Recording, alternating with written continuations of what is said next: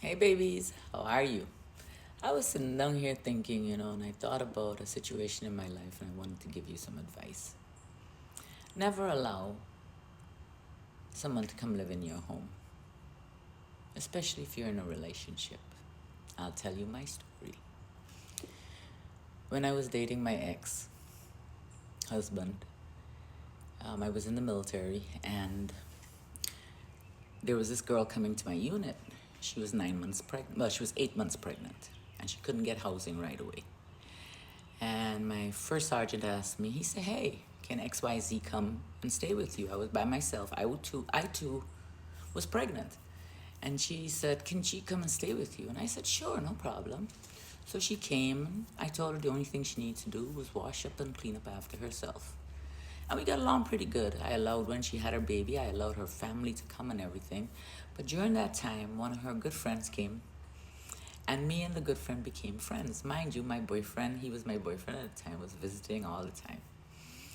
And during our relationship, mine and his own, well, they moved out. She moved out, she got her housing, and she moved out. After she moved out, things started going downhill with me and my boyfriend. And the baby I was carrying was not his own.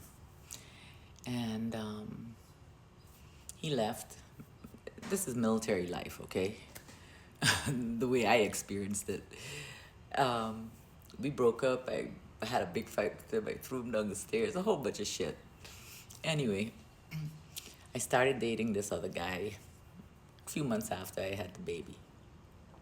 And we were driving one day and he said, did you know that my ex was dating XYZ's babysitter? I said, babysitter? I said, the person looking after her baby is her good friend. The one who used to come to my home, lay in my bed with me and watch TV with me, yeah? I said, get out of here. Man, when he dropped me off and I got my car, because I'm going back to work, it was lunch. I got to my unit, and this feeling I have inside of me right now, my blood was boiling, and I had this feeling in my stomach. And just as I pulled up to the company, what we call the orderly room, this girl, XYZ, was walking out. And I pulled my car up, just that close to her. And I got out my car and I said, did I hear right? I don't know what you're talking about. I said, I'm going to tell you something. I said, girl, don't F with me. I said the words. I said, I can hurt you, okay? I opened my home to you. I showed you love. And in return, what did you do to me? And I was angry. I'm going to share a story with you. I was very young. This was back in the 90s. And I went in the orderly room, and I got my good friend, went to talk to my good friend, and I told her, hey, this is what happened. My good friend's name is Rose. I said, Rose, what am I going to do? Now, mind you, I'm stationed in Louisiana. I said, come, let's go to a convenience store, and then we're going to go to the commissary. I went to the convenience store. You see, let me tell you, there's certain things that, oh my gosh, I was angry. I went and I bought a voodoo doll. Then I went to the commissary and I bought some chicken feet. And I took them chicken feet and I took the voodoo doll and I placed it on her doorstep.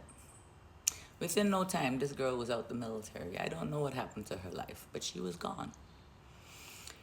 Right after that, her friend decided she was going to call me. I said, how are you going to call me? I opened my home. You laid in my bed. You were my friend. We ate together. She said, I'm so sorry. I know I was wrong. I said, okay. She said, I need to go to Florida. And we used to go to Florida often.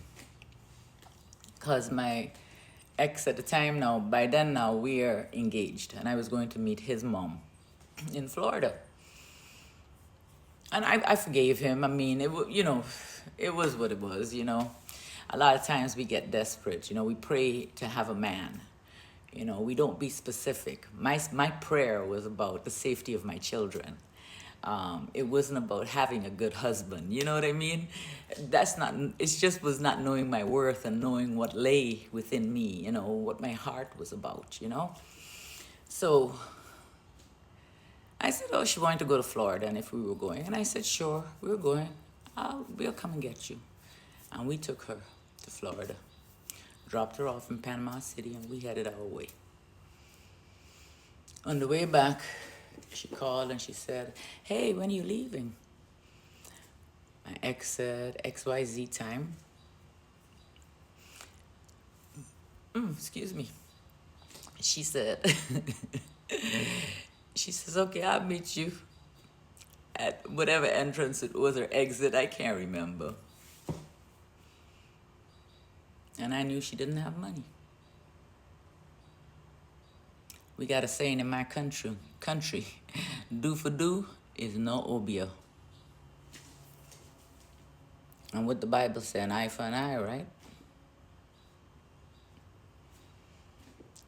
So my ex, we were well, he wasn't my ex then, well, my ex now, but so we're driving home back to Louisiana, and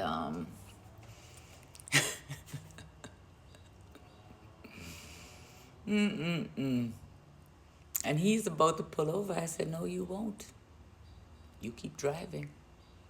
It's her or me. Keep driving. And he kept driving. And I never spoke to her again.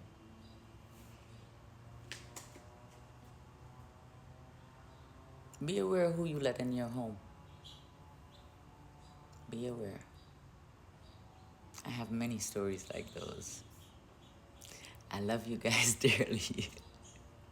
Take care of yourself. And as promised, I will always be transparent. I will always be myself. The chicken feet and the voodoo doll was just to scare her, because it's the mind. Remember that. It's the mind. What the mind believes will become a reality. What the mind believes, it will become a reality. Trust that. I love you guys dearly.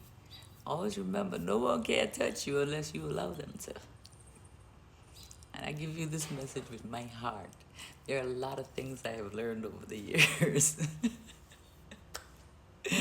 I've forgiven me for so many things, and I accept me, and I love me.